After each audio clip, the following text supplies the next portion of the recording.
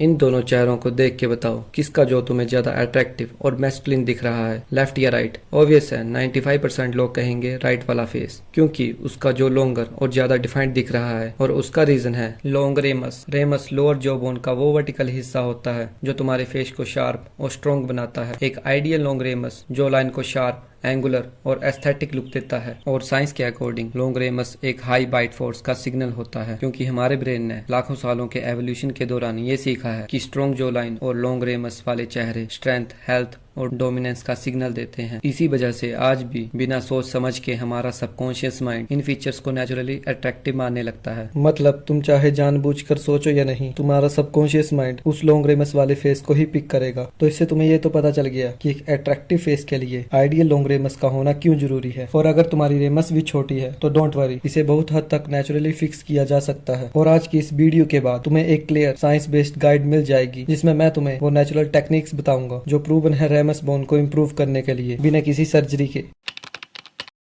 तो जो सबसे पहला और बड़ा रीजन जिससे तुम्हारी रेमस छोटी रह जाती है, वो रीजन है च्यूइंग फोर्स की कमी होना। मैंने तुम्हें अभी ही बताया था रेमस बोन एक बायोलॉजिकल इंडिकेटर होता है हाई बाइट फोर्स का। साइंस के अकॉर्डिंग जिसका जो च्यूइंग फोर्स ज्यादा जनरेट करता है उसका रेमस नेचुरली लंबा और स्ट्रॉन्ग डेवलप होता है। अब प्रॉब्लम क्या है, आज के टाइम में हम सब सॉफ्ट फूड्स खाते हैं, जैसे नूडल्स, ब्रेड, प्रोसेस्ड फूड्स या फास्ट फूड्स। ये सब ऐसे फूड्स हैं जो जॉ बोन पे मैकेनिकल स्ट्रेस ही नहीं डालते। जब जॉ बोन यूज ही नहीं होता तो बॉडी उस एरिया में बोन डेंसिटी और वर्टिकल ग्रोथ को रिड्यूस कर देती है, क्योंकि शरीर को लगता है कि इस चीज की इतनी जरूरत ही नहीं है। एक साइंटिफिक कॉन्सेप्ट है बुल्स लॉ, जो कहता है bones adept to the load under which it is placed. इसके अकॉर्डिंग अगर जॉ पे रेगुलर च्यूइंग स्ट्रेस नहीं आएगा तो रेमस और पूरी मैंडिबल बोन कमजोर, शॉर्ट और वीक डेवलप होगी। इसीलिए हमारे पूर्वज जो raw meat, nuts, fibrous roots like tough foods खाते थे, तो उनका जो नेचुरली बड़ा और वाइड होता था, उनको हमारी तरह ऑर्थोडोंटिक्स या सर्जरी की जरूरत नहीं पड़ती थी, क्योंकि नेचर उनका जो फंक्शनल डिमांड के हिसाब से डेवलप करता था।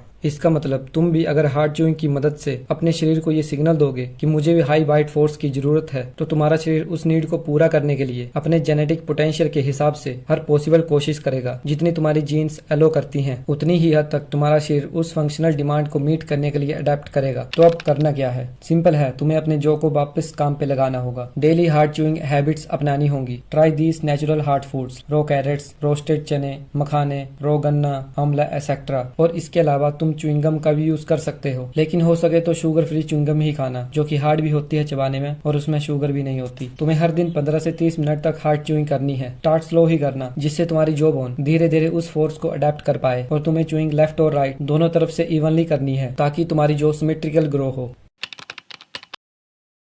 हम सभी का शरीर हार्मोन्स पे ही काम करता है। हार्मोन्स बॉडी के भेजे गए मैसेजेस होते हैं, जैसे फोन में नोटिफिकेशन आती हैं, वैसे ही तुम्हारी बॉडी हार्मोन्स के जरिए अलग अलग बॉडी पार्ट्स को सिग्नल भेजती है, क्या बनाना है, कितना बनाना है और कब बनाना है। और जब बात फेस की आती है तो टेस्टोस्टेरोन वही मैसेज होता है जो बॉडी को बोलता है स्ट्रॉन्गर जो चाहिए, टॉल रेमस चाहिए और डेंसर बोन्स चाहिए एक्सेट्रा। और अगर ये हार्मोनल मैसेज ही वीक होगा तो ऑब्वियसली बॉडी का रिस्पॉन्स भी वीक ही होगा। इसका मतलब ये हुआ high testosterone is equal to ज्यादा स्ट्रक्चर, डेंसर और एंगुलर जो, और low testosterone is equal to jaw का सॉफ्ट, फ्लैट और अंडर डेवलप होना। तो अब बात आती है टेस्टोस्टेरोन को नेचुरली कैसे बढ़ाएं। मैंने ऑलरेडी इस टॉपिक पे एक पावरफुल वीडियो बनाया है, जिसमें मैंने सिर्फ 2 नेचुरल स्टेप्स में एक्सप्लेन किया है कि तुम कैसे अपने टेस्टोस्टेरोन लेवल्स को 2x कर सकते हो। तुम चैनल पे जाके चेक कर सकते हो या डिस्क्रिप्शन में दिए गए लिंक से विजिट कर सकते हो। अब मान लो तुमने हार्ड च्यूइंग की, हार्मोन्स भी सही हैं, लेकिन फिर भी तुम्हारी जॉ लाइन शार्प नहीं दिख रही। तो प्रॉब्लम क्या है, शायद तुम्हारा जॉ कमजोर नहीं है बल्कि छुपा हुआ है। माउथ ब्रीदिंग और पुअर टंग पोस्चर की वजह से फेशियल स्ट्रक्चर डाउनवर्ड ग्रो होने लगता है। अगर तुम हमेशा मुंह से सांस लेते हो तो तुम्हारा पूरा फेस, स्पेशली मैंडिबल यानी लोअर जॉ, नीचे और पीछे की ओर रोटेट होने लगता है। और उस रोटेशन के प्रेशर में रेमस बोन भी अपनी वर्टिकल पोजीशन एडजस्ट करने लगती है, ताकि च्यूइंग और माउथ फंक्शन चलता रहे।